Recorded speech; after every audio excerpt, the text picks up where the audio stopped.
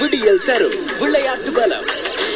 விடியல் தரும் விளையாட்டு பலத்தினூடாக இன்று உங்களை பல்வேறு ஸ்கோர் விவரங்களோடு சந்திக்கிறோம். ஆஸ்திரேலிய மேற்கிந்திய தீவு அணிகளுக்கு இடையிலான டெஸ்ட் போட்டியானது மேற்கிந்திய தீவுகளுக்கு சாதகமான தன்மை ஒன்றை எடுத்திருக்கிறது. முதல் நாள் ஆட்ட முடிவின் போது மேற்கிந்திய தீவு அணி மிக தடுமாறிக் கொண்டிருந்தது. இல்லாவிட்டால் விக்கெட்டுகளை இழக்காவிட்டாலும் ஓட்டங்கள் குவிப்பதில் அவர்களுக்கான தடுமாற்றம் இருந்தது. 179 ஓட்டங்களை பெற முடிந்தது.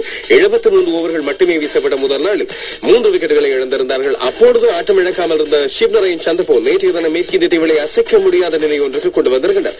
இந்த போட்டியில் இப்பொழுது மேற்கிந்திய தீவுகள் தோல்வியடைய செய்ய முடியாத நிலை அடைந்திருக்கின்றது என்று சொன்னால் அதில் மிக இல்லை என்று நம்புகிறோம்.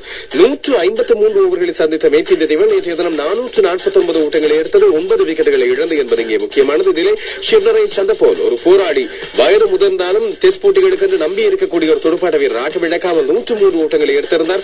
9 4 ஓட்டங்கள், ஒரு 6 ஓட்ட வடங்களாக இவருக்கு துணையாக நேற்றைய தினம் அரைச்சதங்களும் அதுபோல சராசரியான ஓட்டங்களும் குவிக்கப்பட்டன. இதில் ஒரு சிறப்பு அம்சம், உதிரிகள் உட்பட மேற்கிந்திய தீவின் 11 வீரர்களுமே இரட்டைப்படை ஓட்டங்களை எடுத்திருந்தார்கள். யாரும் 10க்கு குறைவான ஓட்டங்களை எடுக்கவில்லை என்பது முக்கியமானது. பாருங்கள், ஜரன் பிராவோ 51 ஓட்டங்களை எடுத்திருந்தார். கிர்க் எட்வர்ட்ஸ் 61 ஓட்டங்களை எடுத்திருந்தார். கிரேக் பிராத்வைட் 57 ஓட்டங்களை எடுத்திருந்தார். வந்து வேகமாக ஒரு திருவிழா நடத்திவிட்டு போனார். 3 6 ஓட்டங்கள், 4 4 ஓட்டங்களோடு 36 பந்துகளில் 41 ஓட்டங்களை எடுத்தார். மேற்கிந்திய தீவு 449 ஓட்டங்களை எடுத்தது.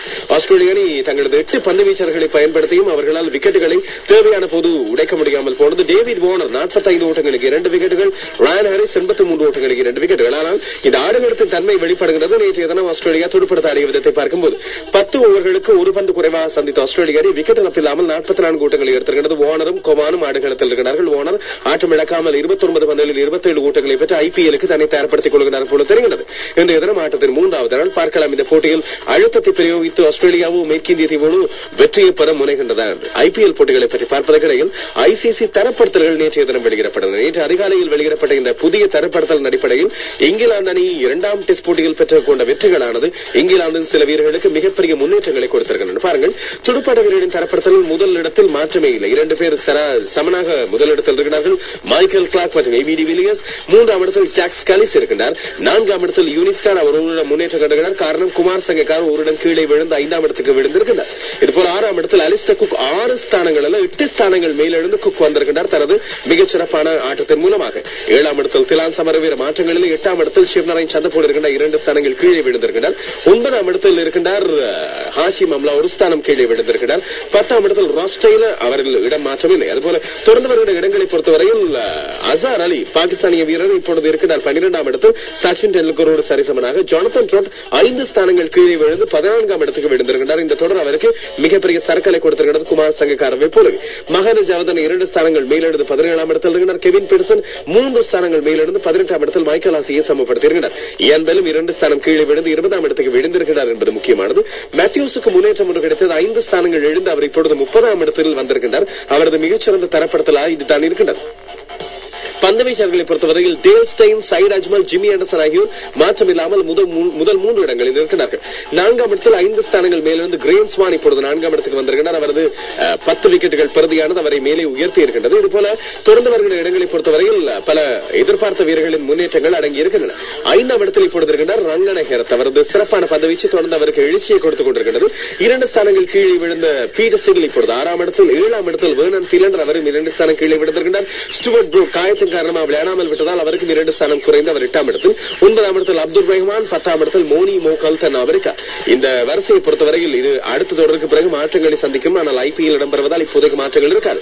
சகோதர வீரர்களின் பட்டியலில் மாற்றங்கள் இல்லை. ஷக்கிப் அல் ஹசன், ஜாக் ஸ்காலிஸ், ஸ்டூவர்ட் ப்ரோட் மற்றும் ஷேன் மோட்சன் ஆகியோர் முதல் 5 இடங்களை பிடித்திருக்கிறார்கள் என்பது இங்கே முக்கியமானது.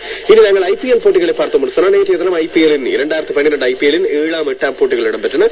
முதலாவது போட்டியில் ராஜஸ்தான் ராயல்ஸ் அணி 22 ஓட்டங்களால் கொல்கத்தா நைட் ரைடர்ஸ் அணியை தங்களது சொந்த மைதானத்தில் வீழ்த்தியது. ராஜஸ்தான் ராயல்ஸ் முதலில் துடுப்படுத்தாடியது 164 ஓட்டங்கள், 5 விக்கெட்டுகளை எடுத்து 20 ஓவர்களில் இதில் 40 ஓட்டங்களை எடுத்திருந்த அசோக் மெனாரியா 44 ஓட்டங்களை எடுத்தார். பிராட் ஹாட்ஜ் 29 பந்துகளை மாத்திரம் எதிர்கொண்டு மிகச் சிறப்பாக ஆடியிருந்தார். டிராவிட் தொடர்ந்தும் தனது ஃபார்மை தொடர்ந்து கொண்டிருக்கிறார். 26 ஓட்டங்களை எடுத்திருந்தார் நேற்றைய தினம் டிராவிட். பந்து வீச்சில் 2 விக்கெட்டுகளை பிரெட்லி வீழ்த்தியிருந்தார். கொல்கத்தா நைட் ரைடர்ஸ் இன்னிங்ஸை பொறுத்தவரையில் அவர் மனோஜ் திவாரியை தவிர வேறு யாரும் இந்த இலக்கை நோக்கி நம்பிக்கையாக துடுப்படுத்தாடவில்லை. 142 ஓட்டங்களுக்கு சகல விக்கெட்டுகளை இழந்தது 20 ஓவர்களில். திவாரி 59 ஓட்டங்களை எடுத்தார். 7 4 ஓட்டங்களோடு 49 பந்துகளில். பந்து வீச்சில் கெவான் கூப்பர் இவருக்கு அதிர்ஷ்டம் மழையாக கொட்டிக் கொண்டே இருக்கின்றது. 28 ஓட்டங்களுக்கு 3 விக்கெட்டுகளை வீழ்த்தியிருந்தார். சவான் சிங் மற்றும் திரிவேதி ஆகியோர் தலா 2 விக்கெட்டுகள். நேற்றைய போட்டியின் சிறப்பாட்டக்காரராக பிராட் ஹாஜ் தெரிவானார். அடுத்த போட்டி நேற்று இரவு இடம்பெற்றது. புனே வாரியர்ஸ் அணி தங்களது சொந்த மைதானத்தில் விளையாடிய முதல் போட்டியாக அமைந்தது. புதிதாக கட்டியெழுப்பப்பட்ட சுப்ரட்டோ ரோய் சஹாரா ஸ்டேடியம் என்று சொல்லப்படுகிற பூனேயில் அமைக்கப்பட்ட அழகான அரங்கில் நேற்றைய தினம் புனே வாரியர்ஸ் 22 ஓட்டங்களாக கிங்ஸ் 11 பஞ்சாப் அணியை வெற்றி கொண்டது. நேற்றைய 2 போட்டிகளுமே 22 ஓட்ட வெற்றிகளை முதலில் துடுப்படுத்தாடி அணிக்கு வழங்கியிருந்தன என்பது சுவாரஸ்யமான ஒரு ஒற்றுமை. 6 விக்கெட்டுகளை இழந்து 20 ஓவர்களில் 166 ஓட்டங்களை புனே வாரியர்ஸ் அணி பெற்றுக் கொண்டது. சாமுவேல்ஸ் 46 ஓட்டங்களை எடுத்தார். உத்தப்பா 33 பந்துகளில் 40 ஓட்டங்களை எடுத்திருந்தார். கங்குலி 20 ஓட்டங்களை எடுத்துக் கொடுத்தார். அதுபோல ஸ்டீவன் ஸ்மித் இறுதி நேரத்தில் அந்த 3-6 ஓட்டங்களோடு 12 பந்துகளில் 25 ஓட்டங்களை எடுத்தார். அவரது துடுப்பாட்ட ஃபார்ம் சிறப்பாக தொடர்ந்து கொண்டே இருக்கிறது. பந்துவீச்சில் ஹர்மீத் சிங் 24 ஓட்டங்களுக்கு 3 விக்கெட்டுகள். அவர் துடுப்பாட்ட வீரர்களுக்கு ஆபத்தான முறையில் பந்து வீசியதால் அவர் பந்து வீச்சிலிருந்து இடைநடுவே நிறுத்தப்பட்டார் என்பது கவனிக்கக்கூடியது. கிங்ஸ் 11 பஞ்சாப் அணிக்கு 167 என்ற இலக்கு வழங்கப்பட்டது. ஆரம்பத்திலேயே கில்கிறிஸ்டன் போல் வல்தாட்டியும் ஆட்டம் இழந்ததை தொடர்ந்து அவர்களால் இந்த இலக்கை நோக்கி துடுப்படுத்த செல்ல முடியவில்லை. விபுல் சர்மா 18 பந்துகளில் ஆட்டம் இழக்காமல் 35 ஓட்டங்கள் எடுத்தார். இவர் தவிர அபிஷேக் நாயர் மற்றும் மன்தீப் சிங் ஆகியோர் தலா 24 ஓட்டங்கள். பந்து வீச்சில் ராகுல் சர்மா 2 விக்கெட்டுகளை வீழ்த்தியிருந்தார். இது தவிர சாமுவேல்ஸ் ஓட்டங்களை கட்டுப்படுத்தி 4 ஓவர்களில் 23 ஓட்டங்களை மட்டும் கொடுத்து 1 விக்கெட்டை வீழ்த்தியிருந்தார். அவர்தான் போட்டியின் சிறப்பாட்டக்காரர் தெரிவானார். இன்றைய தினம் இரவு 8 மணிக்கு இடம்பெறுகிற போட்டியில் டெக்கான் சார்ஜர்ஸ் அணி மும்பை இந்தியன்ஸ் அணியை சந்திக்கிறது. விறுவிறுப்பான போட்டியாக இருக்கும். டெக்கான் சார்ஜர்ஸ் இன்றைய தினம் சங்கக்கார விளையாடுவார் என்று எதிர்பார்க்கப்படுகிறது. பொறுத்திருந்து பார்க்கலாம். இனி நாங்கள் இனிய செய்திகளை பார்த்தோம் சொன்னால் இங்கே இருக்கின்ற மிக முக்கியமான செய்திகளில் கிரிக்கெட் போட்டிகளை பொறுத்தவரையில் ஐக்கிய அமெரிக்காவின் கிரிக்கெட் ஆனது தொடர்ந்தும் சிக்கலை சந்தித்துக் கொண்டிருக்கிறது. அவர்களது தெரிவில், அவர்களது கிரிக்கெட் சபையில், அவர்களது அணித்தறிவுகளில், அணியின் கட்டமைப்பில் என்று நிறைய சிக்கல்கள் இருக்கின்றன. இதன் அடிப்படையில் இப்பொழுது ஐக்கிய அமெரிக்க கிரிக்கெட் சபையின் தலைவராக இம்முறை தேர்தலில் வரக்கூடிய ஒருவரான ராம் வரதராஜன் ஐக்கிய அமெரிக்க கிரிக்கெட் சபையில் நிறைய சிக்கல்கள் இருக்கின்றன அடிப்படையில் வழக்கை நீதிமன்றத்துக்கு எடுத்திருக்கின்றார் என்பது மிக முக்கியமான பரபரப்பான விஷயமாக இருக்கின்றது. இது அமெரிக்காவின் கிரிக்கெட் விஷயங்களை தொடர்ந்து வருகின்ற கிரிக்கெட் முன்னேற்றங்களை கேள்விக்குறியாக்கின்ற விடயமாக மாறியிருக்கின்றது என்பது இங்கே கவனிக்கக்கூடியதாக இருக்கின்றது. பொறுத்திருந்து பார்க்கலாம் எப்படியான விடயங்கள் இன்றைய தினம் இடம்பெறுகின்றன என்று சொல்லி நாங்களும் காத்திருந்து அறிந்து கொள்வோம்.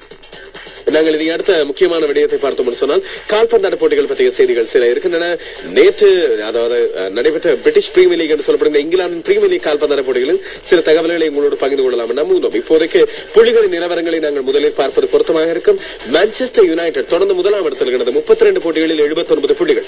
மான்செஸ்டர் சிட்டி 32 போட்டிகளில் 71 புள்ளிகள். ஆர்சனல் 3ஆம் இடத்தில் 61 புள்ளிகளோடு இருக்கிறது. டாட்டன்ஹாம் 4ஆம் இடத்தில் இப்பொழுது இருக்கிறது 59 புள்ளிகள். நியூ காசில் 6ஆம் இடத்துக்கு தள்ளப்பட செல்சி இப்பொழுது 5ஆம் இடத்தில் 56 புள்ளிகளோடு இருந்து வருகின்றது. மேலும் விவரங்கள் உங்களுக்காக இரவு 7:50 விளையாட்டுதல் மூலமாக இன்றைய தினமும் வரும். நிறைய விஷயங்களை நாங்கள் பகிர்ந்து கொள்ள காத்திருக்கிறோம். இன்றைய தினம் IPL ஒரு போட்டி இடம்பெறுகின்றது இரவு 8 மணிக்கு. விடியல் தரும் விளையாட்டு